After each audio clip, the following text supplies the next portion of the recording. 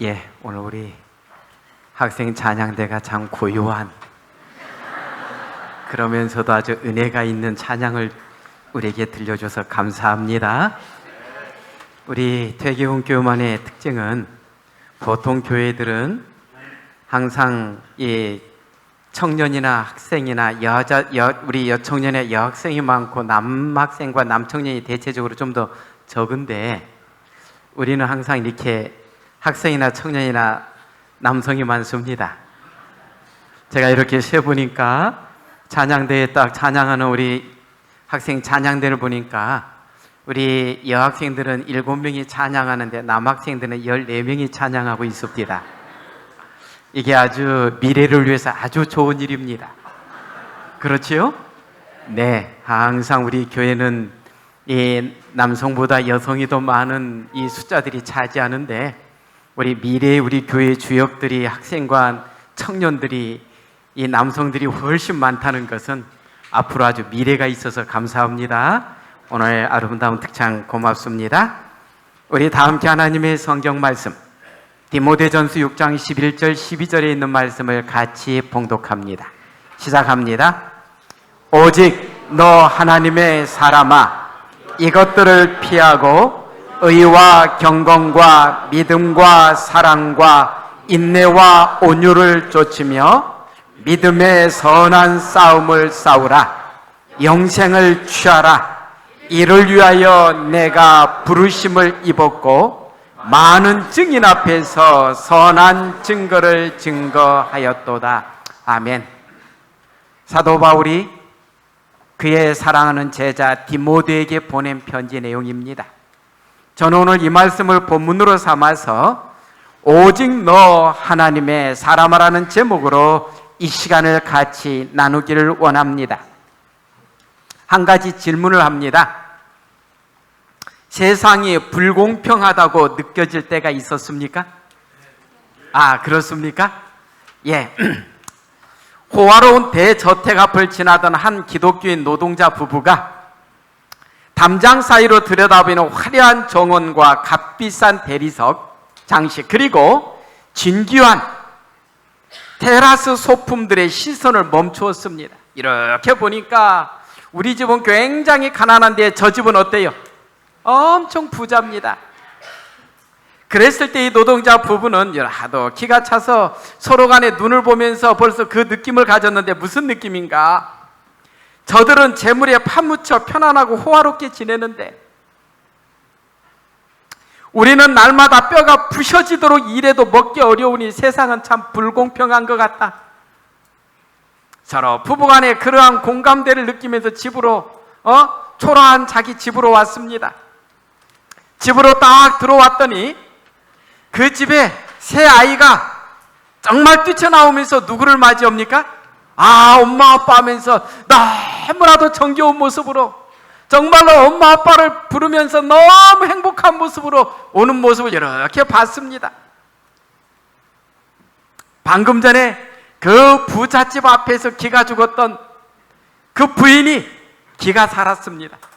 그러면서 남편에게 막내 아이를 번쩍 들어 올리면서 이렇게 이야기합니다. 보세요. 아마 이 아이의 무게만한 황금 덩어리를 준다 해도 우리는 이 아이를 금과 바꾸지를 못할 거예요. 여러분 혹시 그 자녀만한 금덩어리 갖다 주고 얘하고 바꾸자 그러면 바꾸러 엄마 있습니까? 아빠 있습니까? 우리는 황금 덩어리를, 그 많은 무게를 갖다 준다 해도 우리 아이와 이 황금 덩어리를 바꾸겠다는 엄마 아빠 없는 것입니다. 다른 아이들도 마찬가지지요. 틀림없이 이 아이들만한 금덩어리라면 우리는 엄청난 부자가 될 수 있을 거예요. 이토록 우리는 값진 보물과도 비교할 수 없는 귀한 자식들을 갖고 있으니 얼마나 큰 부자인가요? 게다가 하나님의 사랑을 받고 있는 그리스도인이니 우리 불평하지 말고 이미 받은 복을 세어보며 살아요. 아멘입니까? 우리 모두에게 하나님께서 주신 은혜가 얼마나 큰데, 루터가 이런 말을 했습니다. 우리 큰 소리로 읽어볼까요? 시작합니다. 마귀는 만성적인 불평불만자이다. 루시벨이 마귀가 된 이유를 보여주고 있습니다. 수많은 천사들 중에 천사장이었던 그는 자기의 직분에 감사하기보다는 항상 뭐가 넘쳤습니까? 불평불만이 넘쳤습니다. 그 천사장이 그 최고 지위를 줬음에도 불구하고 자기가 누구처럼 되지 않은 것에 대해서요, 저 성부, 성자, 성령과 같은 위치에 있지 않은 것에 대해서 그는 항상 불평불만을 했습니다. 그래서 천사장이 마귀의 우두머리가 되었습니다. 오늘 우리도 마찬가지인 것 같습니다.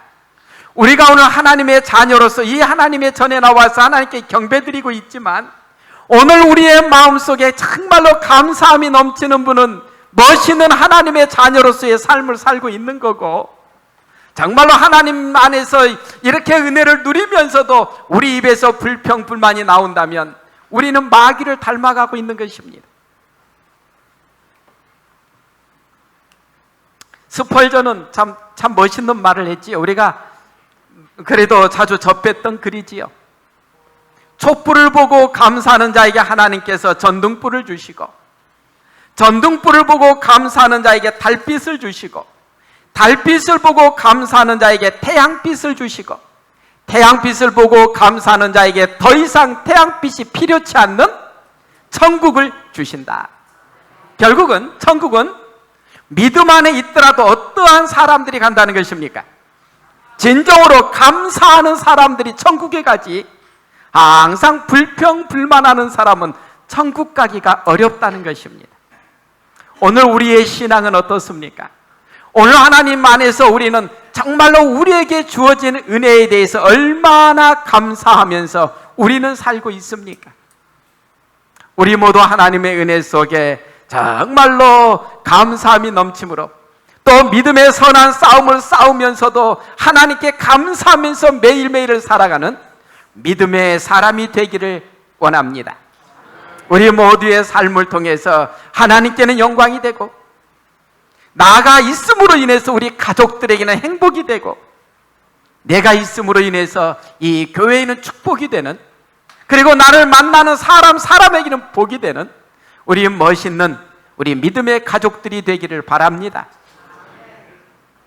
오늘 본문으로 가니까 사도 바울은 그의 사랑하는 제자 디모데에게 이러한 권면을 합니다.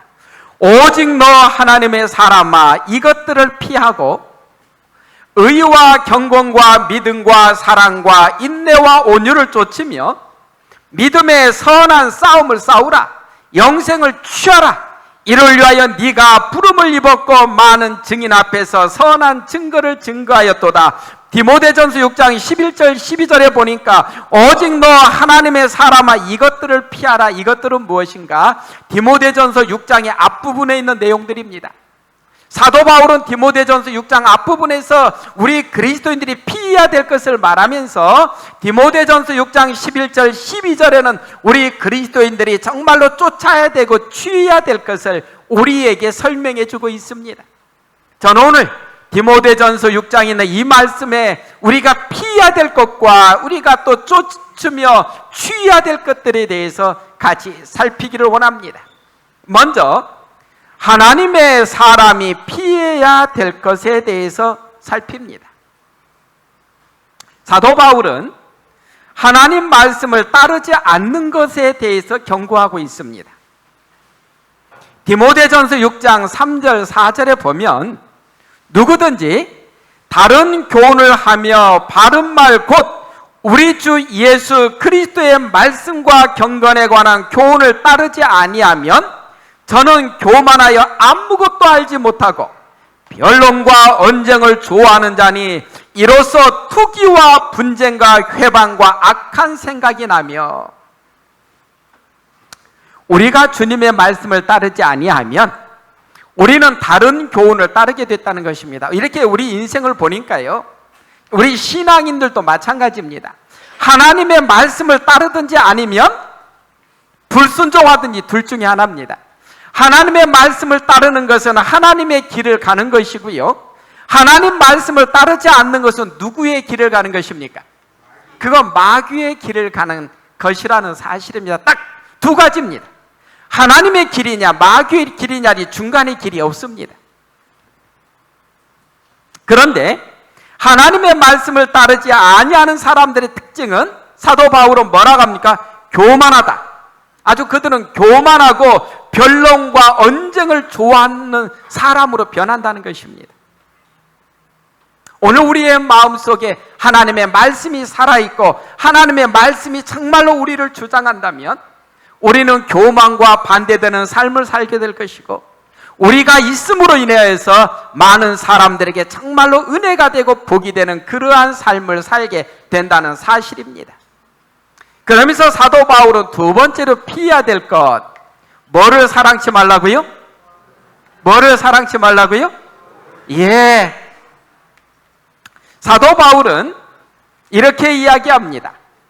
디모데전서 아까 6장 11절 12절 바로 앞에 그 피해야 될 것에 대해서 설명하면서 부하려 하는 자들은 시험과 올무와 여러 가지 어리석고 해로운 정욕에 떨어지나니 그 사람으로 침륜과 멸망에 빠지게 하는 것이라.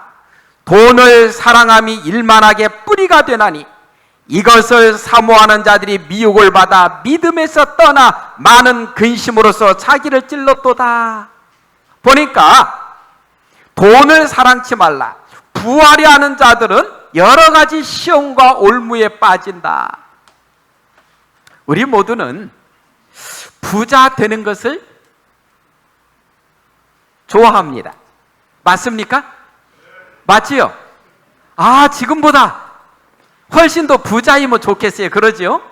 그러면 여기서 이 사도 바울은 부하려 하는 자들은 시험과 올무에 빠진다라고 우리에게 권면하고 있는데 어떻게 해야 됩니까? 우리는 부자가 되고 싶은데 또 부하려 하는 자들은 시험과 올무에 빠진다고 하니 어떻게 이것을 풀어가야 됩니까? 그러면 가난하게 살아야 됩니까? 또 가난하게 사는 것도 싫잖아요. 그러면 이것을 어떻게 풀어가야 되는가? 제가 이렇게 보니까 부하려 하는 자들은 시험과 올무와 여러 가지 어리석고 해로운 정욕에 떨어진다라고 말씀하는데 우리의 목표가 부자가 되는 게 목표가 돼 있어 그것에 우리가 올인하는 삶을 살아서는 안 된다는 거지요. 우리가 성경에 보면 아브라함 아주 부자였습니다. 이삭 아주 부자였습니다. 야곱도 아주 부자였습니다. 그렇지요? 정말로 그들은 다 부자였는데 그들은 부가 그들의 목적이 아니라 하나님의 뜻을 쫓다 보니까 하나님께서 복을 주셔서 부자가 된 것이지 그들의 목적이 부자가 아니었다는 사실입니다. 그거에 대해서 우리에게 설명하고 있는 것입니다. 부자가 되더라도 하나님께서 주시는 은혜와 복 속에서 이렇게 부자가 되어 가야지 오직 내가 부자가 목표가 되어서 그 길을 가는 그러한 신앙이 돼서는 안 된다는 사실을 보여주고 있는 것입니다. 그러면서 말합니다. 돈을 사랑함이 일만하게 뿌리가 되니 돈을 사랑치 말라. 오늘날 이 사회에서 참 이렇게 보니까 도박하는 사람들 뭐가 좋아서 도박합니까? 그들의 목표는 무엇입니까? 돈입니다. 또 오늘날 오늘 또 많은 사람들이 이거에 걸려서 돈을 많이 지금 또 뺏기고 있습니다. 보이스피싱. 이게 대단하더군요. 그들의 다 목표가 뭡니까? 돈인 것입니다. 그런데 돈을 벌더라도 정정당당하고 아름다운 모습으로 벌어야지 나로 내가 그걸 취함으로 해서 다른 사람들에게 피해를 주고 어려움을 주는 그러한 돈벌이를 해서는 안 된다는 것입니다. 그래서 돈을 사랑치 말라. 돈을 사랑하는 사람들이 믿음 안에 있는 사람들도 돈을 사랑하는 사람들이 미혹을 받아서 믿음에서 떠난 사람들이 있다는 것입니다. 그러니까 돈이 오늘날 우리의 최우선이 될 때 어때요? 믿음의 손해를 본다는 것입니다. 그래서 이 내용을 좀 더 봤더니 주석에서는 부하려 아주 부자가 되고자 하는 것에 대해서 이렇게 설명합니다. 부를 얻고자 애쓰는 자들은 영혼의 섬세한 특질들을 파괴할 정욕의 불을 그들 속에서 지피고 있는 셈이다. 사람은 하나님과 재물을 동시에 섬길 수 없다. 그러니까 어때요? 부를 얻고자 아주 애쓰는 자들은 그들의 영혼의 섬세한 특질들을 파괴할 정욕의 불을 그들 속에서 지금 지펴가고 있다는 것입니다. 불이 지피기 시작하면 집이 홀랑 타버립니다. 오늘 우리의 목적이 그것이 돼서는 안 된다는 것입니다. 또 이렇게 설명합니다. 하나님께서 어떤 이들에게 재물을 주심으로 그들을 시험해 오셨다. 너 재물을 달라고 하니까 하나님께서 재물 좀 주셨던 모양입니다. 어떤 사람들에게. 그랬더니 그러나 재물과 함께 더 강력한 시험이 왔다. 그리고 저들의 자선은 저들이 빈곤할 때보다도 훨씬 적어졌다. 이게 좀 아이러니 아닙니까? 그 전에 한 달에 100만 원 벌 때는 어려운 사람을 위해서 더 많이 도와주더니 이제는 한 달에 1000만 원 벌었더니 더 어때요? 도와주는 금액이 더 줄어들었다는 거예요. 사람이 돈에 대한 욕심에 빠지면 그렇게 변할 수 있다는 것입니다.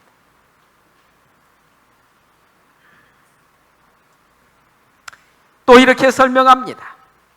그리스도의 대사들은 모본과 교훈으로 이 세대의 부한 자들을 명하여 마음을 높이지 말고 정함이 없는 재물에 소망을 두지 말고 오직 우리에게 모든 것을 후히 주사 누리게 하시는 하나님께 두며 선한 일을 행하고 선한 사업에 부하고 나눠주기를 좋아하며 동정하는 자가 되게 하라. 이것이 장래의 자기를 위하여 좋은 터를 쌓아 참된 생명을 취하는 것이다. 오늘 이 말씀에서 주님께서 우리에게 주시는 기별은 뭐냐 하면 부한 자들은 저들의 소망을 재물에 두지 말라는 것입니다. 그리고 하나님께 두되 선한 사업과 나눠주기를 좀 기뻐하라는 것입니다. 그러면서 이곳에서 또 한 가지 우리에게 주는 건 뭐예요? 그러나 우리 믿음의 식구들에게 주는 거면은 그들에게 말하기 전에 우리가 먼저 그리스도인들의 모본과 교훈으로 그런 사람들에게 먼저 보여주라는 것입니다. 아, 재물이 들어오면 하나님께서 이렇게 많은 축복을 주시면 이것을 이렇게 쓰는 그런 모습을 직접 보여주라는 것입니다. 오늘 이제 방금 전에 우리가 살핀 것들은 우리가 이제 피해야 될 것들이었다면 이제 우리가 쫓으며 취해야 될 거에 대해서 디모데전서 6장으로 또 넘어갑니다. 하나님의 사람이 취해야 되고 쫓아야 될 거에 대해서 사도 바울은 디모데에게 이렇게 말합니다. 오직 너 하나님의 사람아 의와 경건과 믿음과 사랑과 인내와 온유를 쫓으며 믿음의 선한 싸움을 싸우라. 영생을 취하라. 우리가 쫓아야 할 것들을 좀 더 자세히 살핍니다. 여기 보니까 의와 경건과 쭉 나오는데 오늘 이것들을 좀 한 가지 살피겠습니다. 먼저 의를 쫓으라고 말합니다.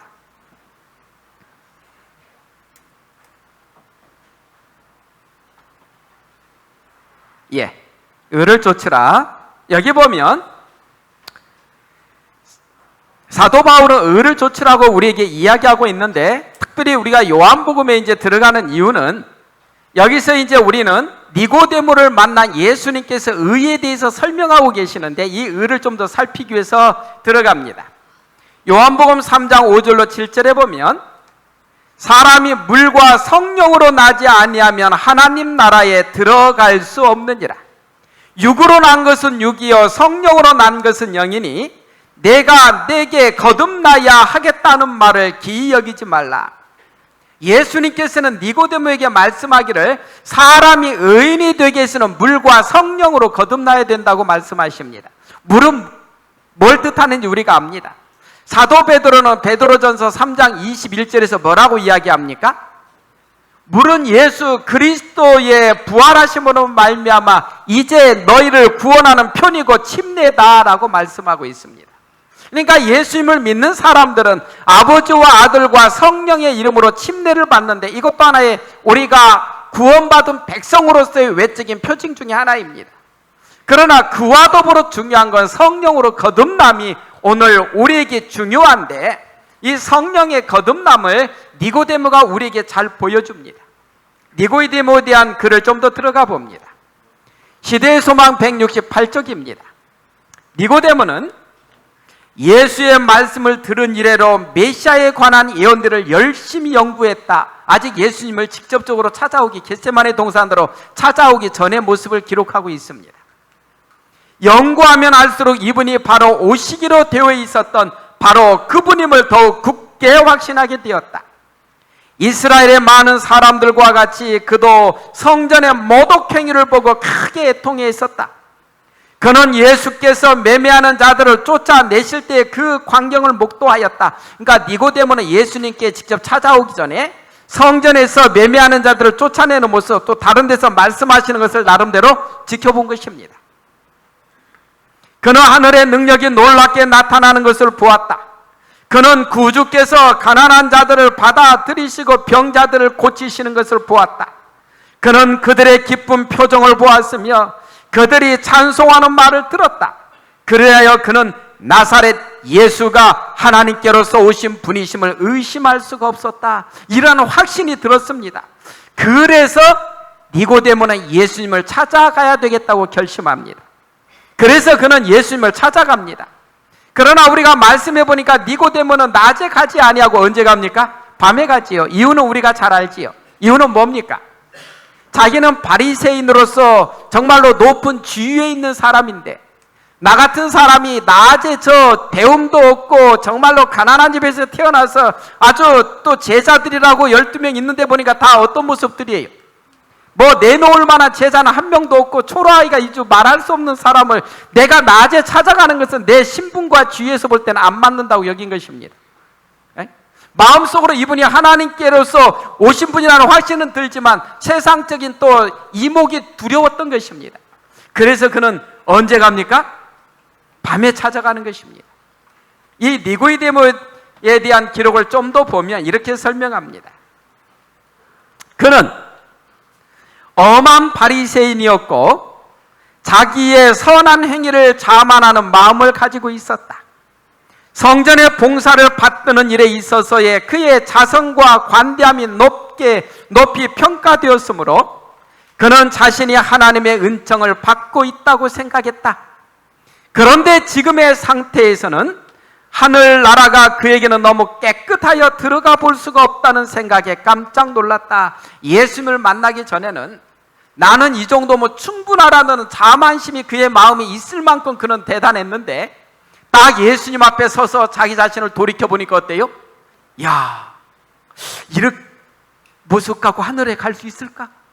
그런 생각이 들 만큼 그는 완전히 당혹감을 느낍니다. 또 이렇게 설명합니다. 니고데모의 마음은 그리스도께로 이끌려가고 있었다. 구주께서 거듭남에 대하여 그에게 설명하였을 때 그는 이 변화가 자기 자신에게서 이루어지기를 갈망하였다. 우리는 이곳에서 니고데모의 멋있는 모습을 접하게 됩니다. 니고데모의 멋있는 모습은 무엇입니까? 니고데모는 주님의 말씀을 들었을 때 그 말씀이 곧 거듭남이 자기에게서 일어나기를 갈망했다는 사실입니다. 이게 멋있는 거지요. 우리가 하나님의 음성을 듣고 하나님의 말씀을 들었을 때 내가 이 말씀이 나에게서 이루어지면 정말로 좋겠다라고 갈망하는 마음을 갖는 사람들, 그러한 사람들에게 니고데모에게 임하였던 그 은혜가 같이 임하게 된다는 사실입니다. 오늘 주님께서는 우리가 이러한 의를 쫓는 자가 되라고 말씀합니다. 두 번째는 경건을 쫓으라라고 말씀합니다. 오직 너 하나님의 사람아 의와 경건을 또 쫓으라고 말합니다. 경건에 대해서 좀 더 살핍니다. 경건은 무엇인가? 이 경건에 대해서 야고보서에 보니까 야고보는 이렇게 설명합니다. 야고보서 1장 27절 우리 같이 봉독할까요? 시작합니다. 하나님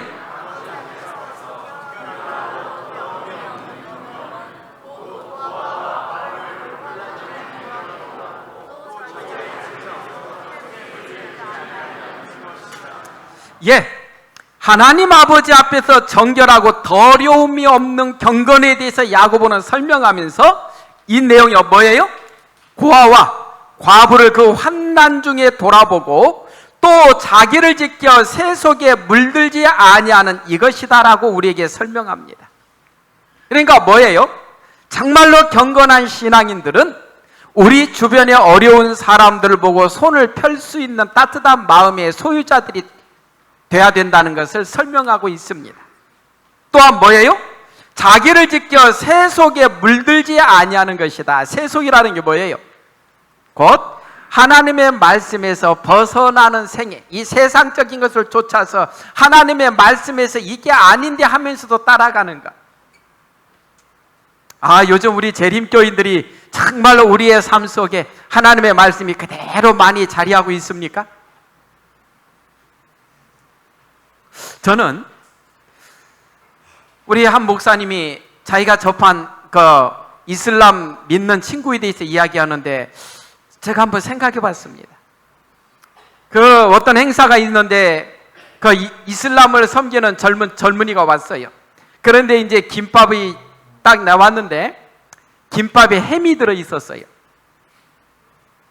그런데 우리 그 목사님이 야, 너 김밥 먹으라 했더니 야, 이거 햄이 들어 있어서 안 먹어. 여기 돼지고기 그것도 들어 있잖아. 그러니까 이 목사님이 뭐라 했나요? 야, 그거 햄 빼고 먹어. 우리 보통 그런 거 있으면 어떻게 합니까? 햄 빼고 먹잖아요. 그러지요? 그런데 이 친구는 아니야, 햄 빼도 이미 그곳에 그 돼지 그것이 이미 좀 묻어 있어서 안 돼. 이 목사님이 생각을 상당히 깊이 했대요. 이야, 이들은 그 말씀이 그렇게 하니까 그냥 그대로 따르는 게 있는데 오늘 우리 재림교회는 어떤가? 혹시 또 너무나 또 말씀 속에서 우리 나름대로 또 너무 융통성을 크게 부리지 않나 그런 생각도 들 만큼 한번 생각을 하게 됐다 그래요. 오늘 우리의 모습들이 어떠합니까? 정말로 우리의 모습 속에 정말로 말씀 중심의 원칙에 굳게 서 있는 삶을 사는 우리인가? 정말로 그래서 세속과 타협하지 않은 우리 믿음의 식구들인가? 한번 생각해 보게 하는 말씀입니다. 그러면서 또 목사에게 보내는 겉면에서는 이렇게 설명합니다. 우리 같이 한번 읽을까요? 참된 경건은 그대의 실생활 속에서 말씀대로 사는 것을 의미한다. 그러니까 말씀대로 사는 것이 참된 경건이라는 것입니다. 오늘 우리 재림교회가 우리가 특별히 개신교회 다른 개신교인들에게 우리가 욕먹는 가장 큰 이유가 우리가 너무나도 고지식하게 말씀대로 살라고 주장한다는 거예요. 안식일만 놓고 봐도 어때요? 많은 세상의 교회들이 다 일요일을 주일로 섬기는데 유별나게 너희들만 꼭 토요일을 그렇게 외치고 안식일 하느냐? 오늘 우리 재림교회가 오늘 우리가 일곱째 날 이 안식일 대신에 당장 다음 주부터라도 우리도 주일날 지킨다고 하면서 일요일날 예배 드리며 우리 보고 뭐라 할 기독교인들 없습니다. 개신교인들 그렇습니다. 천주교인은 자기들하고 같이 그 주일을 지키고 하기 때문에 십계명을 없애고 막 변경시켜도 오히려 그들 보고는 형제라 그래요. 많은 사람들이. 그리고 오히려 주님의 말씀대로 살고자 하니까 오히려 우리 보고 잘못했다 그래요. 그러나 참된 경건은 실생활 속에서 말씀대로 사는 것이 참된 경건이다라고 말합니다. 누가 뭐라 하는 것이 중요한 것이 아니라 하나님의 말씀이 오늘 나에게 우리에게 무엇라고 말씀하는지 보시고 하나님 말씀대로 살아가는 우리가 되면 참 좋겠습니다.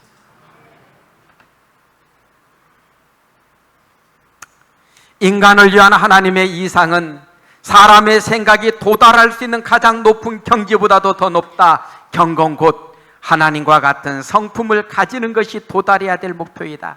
경건의 최고의 목표는 우리의 모습이 누구의 모습처럼 되는 거라고요? 하나님과 같은 성품을 가지는 것. 저는 이 말씀을 이렇게 보면서 경건의 최후의 완성은 하늘에서 이루어지겠구나. 그것을 보게 됩니다. 왜 그렇습니까? 우리가 평생 죽을 때까지 예수님이 재림하실 때까지 우리가 예수님의 모습을 닮아가려고 애쓰지만 우리가 이 땅에서 완전히 예수님의 모습으로 100% 된다는 것은 될 수 있다고 주장하는 분들도 있습니다만 그 일은 완전히 하늘에 가서 더 완전하게 이루어지지 않을까 생각합니다. 세 번째로 사도 바울은 말합니다. 의와 경건과 믿음을 쫓는 사람이 되라. 성경에는 믿음을 쫓아간 사람들에 대한 기록이 많은데 오늘 저는 잘 알지만 이 여인을 잠깐 올려놨습니다. 어떤 여인입니까? 여기 보니까 예수의 소문을 듣고 무리 가운데 섞여 뒤로 와서 그의 옷에 손을 대니 이는 내가 그의 옷에만 손을 대어도 구원을 얻으리라 하밀러라. 이에 그의 혈루 근원이 곧 마름에 병이 나은 줄을 몸매에 깨달으니라. 우리가 이 여인에 관한 이야기는 압니다. 잠깐만 요약하면 어떻습니까? 하루는 예수님께서 회당장의 집으로 가시는데 12년 동안이나 이 혈루증이라는 게 계속 몸에서 출현을 하는 그 여인이 예수님의 옷자락을 만지게 되지요. 그리고 그 여인이 그 병에서 낫는 역사가 일어나지요. 이 기록에 보면 이 여인은 정말로 그 12년 동안의 의사, 약사, 용하다는 그들은 다 찾아다닙니다. 그리고 그렇게 치료받지만 완쾌가 되지 않고 불치병이라는 선고만 받습니다. 근데 가만히 들어보니까 예수라는 사람이 있는데 그 사람은 정말로 병든 자들을 다 고쳐준다는 말을 듣습니다. 그래서 어떻게 됩니까? 내가 만나야 되겠다. 그 여인에 관한 기록입니다. 그는 예수께 갈 수만 있다면 고침을 받으리라고 확신하였다. 그 여자는 허약하고 괴로운 중에도 예수께서 가르치시는 해변에 나와서 군중을 뚫고 들어가려고 노력하였으나 숲으로 돌아갔다. 그러니까 예수님께서 해변에서 수천 명을 놓고 말씀할 때도 예수님 좀 가까이 가려고 노력했는데 뭐 했다는 거예요? 실패했다는 거예요. 그 다음에는 어때요? 그 여자는 다시 레위 마태의 집에서 예수를 따랐으나 여전히 예수께 가까이 나갈 수가 없었다. 힘센 사람들이 다 예수님 주변으로 먼저 진치고 있으니까 이 허약한 여인이 예수님을 만날 수 있는 길이 없는 것입니다. 그런데 저는 그 다음 말씀이 정말로 좋습니다. 그 여자가 거의 절망하게 되었을 때 예수께서는 무리를 헤치고 나가시면서 그 여자가 있는 곳에 가까이 오셨다. 그 여인의 마음을 아시는 예수님께서는 그 여인이 당신께 못 오니까 당신 스스로 누구한테 가는 겁니까? 여인 곁으로 가는 것입니다. 여인이 그러니까 예수님을 뭐 할 수 있도록요? 만질 수 있도록. 야, 저는 이 말씀이 너무나 좋았습니다. 마치 한 마리의 잃어버린 양이 그 들판에 새맬 때 99마리의 양을 놔두고 그 한 마리를 찾으러 나가시는 그 목자의 모습을 이곳에서 저는 볼 수가 있었습니다. 자, 그러자 여자는 절호의 기회가 왔다. 그 여자는 드디어 크신 의원이신 예수 앞에 있게 된 것이다. 그러나 그 여자는 혼잡 속에서 예수의 모습을 잠깐 스쳐 보았을 뿐 그에게 말할 수도 없었고 그를 붙들 수도 없었다. 구조될 유일의 기회를 놓칠까 두려워서 그 여자는 앞으로 밀고 나가며 손잡말로 그 겉옷만 만져도 구원을 받겠다고 하였다. 그 여자는 예수께서 지나가실 때 앞으로 나아가서 예수의 옷가를 간신히 만지는 데 성공하였다. 그러니까 붙잡지도 못하고 사람이 너무 많으니까 어때요? 간신히 손 뻗어서 그냥 예수의 옷자락만 만졌다는 거예요. 그러나 그 순간에 그 여자는 자기가 나았다는 것을 알았다. 그 한 번의 만짐에 그 여자의 일생의 믿음이 집중되었고 그 즉시로 그 여자의 고통과 쇠약함은 완전한 건강의 활력으로 바뀌었던 것이다. 이러한 믿음이 오늘 우리에게 필요합니다. 그 여인은 예수님의 옷자락 만지는데도 일생의 모든 믿음을 집중해서 예수님의 옷자락을 만졌다는 것입니다. 오늘 우리에게 바로 이러한 믿음이 필요합니다. 그 다음에는 사도 바울은 사랑을 쫓으라고 말합니다. 디모데전서 6장 11절에 등장하는 사랑은 고린도전서 13장 1절에 나오는 사랑과 같은 의미입니다. 그래서 여기 보면 사랑에 대해서 이 사랑은 보니까 무슨 사랑이에요? 아가페 사랑. 우리나라 그 단어는 사랑하면 사랑 하나밖에 없는데 이 헬라어는 몇 가지가 나누었어요. 부모와 자식 간의 사랑, 친구 간의 사랑, 또 이성 간의 사랑. 그거에 따라서 이걸 달리 쓰지요. 근데 아가페라는 사랑은 무슨 사랑이에요? 하나님께서 우리를 사랑하시는 사랑, 그리스도인들이 서로 나누어야 될 사랑인 것입니다.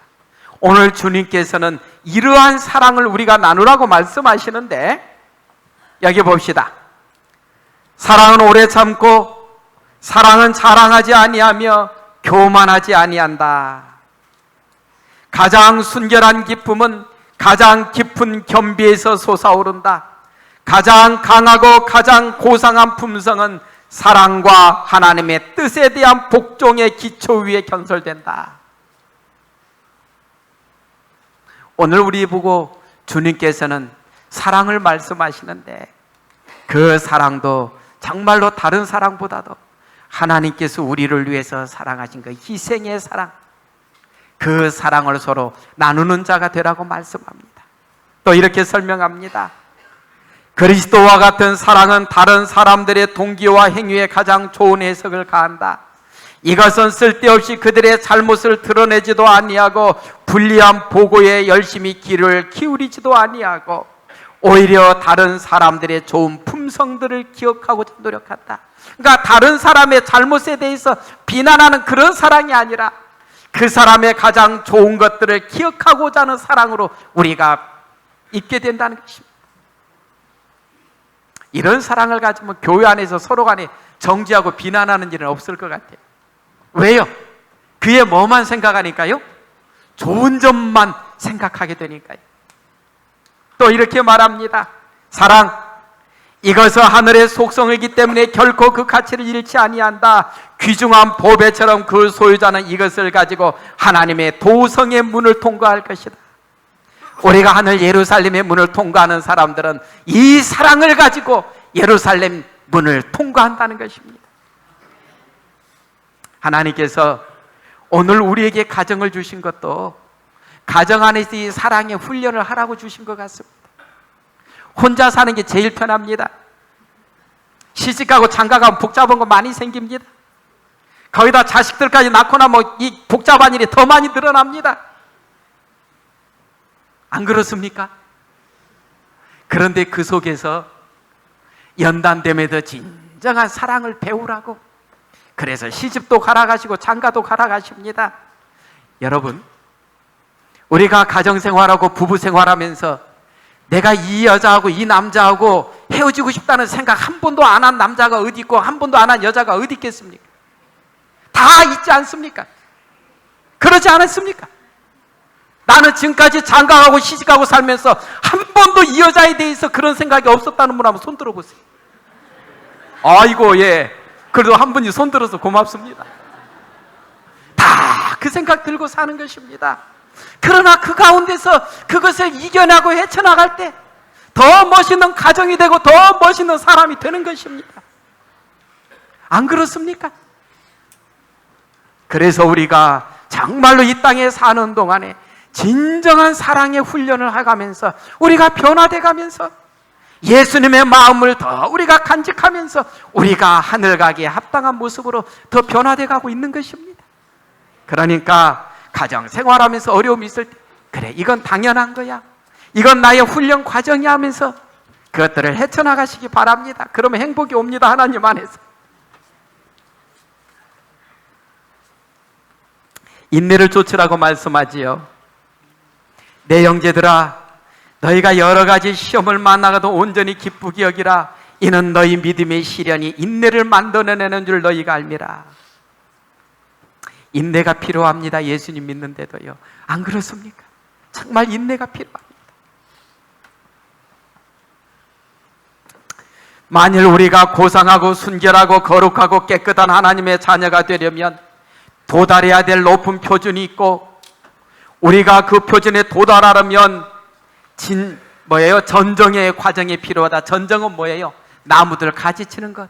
그 아픔이 있어야 나무가 아름다워지는 것입니다.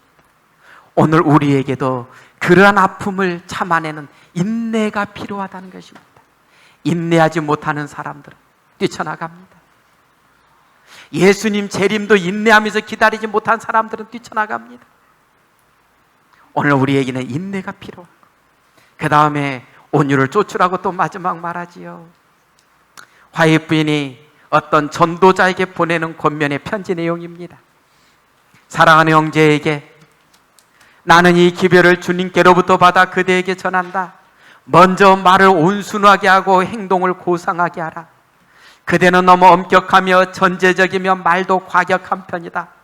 그러므로 이것을 깊이 주의하여야 할 것이다. 주님께서는 그대를 향하여 깨어 기도하며 시험에 들지 않게 하라고 하신다. 과격한 말은 주님을 슬프게 하며 분별 없는 말은 해를 끼친다. 나는 그대에게 다음과 같이 말하라는 명령을 받았다. 할 수 있는 대로 말을 부드럽게 하며 그대의 언어에 깊이 주의하여 말에나 행동에 과격함이 나타나지 않도록 하라. 그대의 모든 언행에 그리스도의 향기가 있게 하고 결코 그대의 좋지 않은 전성 때문에 그대가 하는 사업에 해를 끼치지 않게 하라. 부드러운 혀와 온유한 입술을 가진 자가 되라고 우리에게 권면합니다.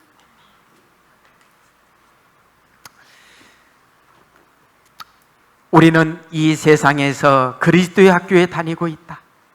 우리는 그 학교에서 마음이 온유하고 겸손해지도록 배워야 한다.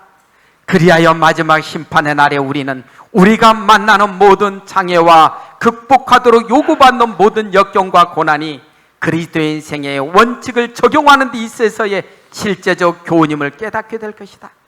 만일 잘 견디기만 하면 그것들은 그리스도의 품성과 같은 품성을 개발시켜주고 그리스도인과 세상 사람들을 구별지어준다. 우리 주님 안에서 더 온유한 자가 되라고 말씀합니다.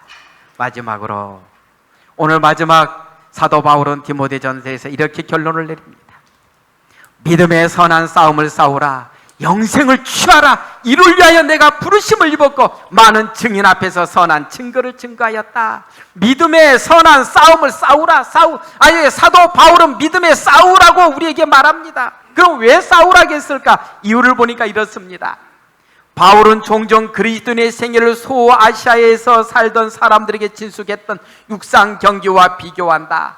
승리는 결연한 인내와 엄격한 자제의 결과였다. 일단 경기를 시작하면 부차적인 문제나 다른 것을 생각할 시간이 전혀 없었고 주자가 경주를 반쯤하고 멈추어 서서 자기가 얼마나 잘 뛰었는지 자축하지도 않았다. 마라톤 선수를 우리에게 보여주고 있습니다. 마라톤 선수는 달리기 시작하면 뒤를 보지 않고 어디만을 보고 간다는 것입니까? 오직 완주할 목적지만을 보고 그는 달려간다는 것입니다. 오늘 우리는 믿음의 경주자들인데요, 저는 이 마라톤 경기와 오늘 우리 믿음의 경주를 보면서 하나님께 정말로 감사드리는 것은, 마라톤 경주자들은 월계가는 오직 누구만 씌워줍니까? 1등 한 명만 씌워줍니다. 그런데 오늘 우리는 저 하늘을 향해서 가는 경주자들인데, 오늘 우리가 예수님 오시는 그날까지 믿음의 경주를 계속해서 달릴 때, 완주했을 때 주님께서는 우리 중에 1등 한 명만 면류관 씌워주지 아니하시고 주님 안에서 믿음에 완주한 우리 모두에게 다 면류관을 씌워주신다는 사실입니다. 얼마나 감사한지 모릅니다. 주님은 말씀합니다. 믿음의 선한 싸움을 싸우라. 영생을 취하라. 우리 모두는 하나님의 사람입니다. 주님 안에서 시작한 이 경주, 주님 오시는 그날 저 하늘에 갈 때까지 빠지지 마시고 뒤돌아보지 마시고 오직 주님 바라보고 가시다가 예수님 재림하시는 날 우리 모두 다 생명의 면류관을 취하게 되는 우리 모든 믿음의 가족들 되기 바라면서 말씀을 줄이겠습니다.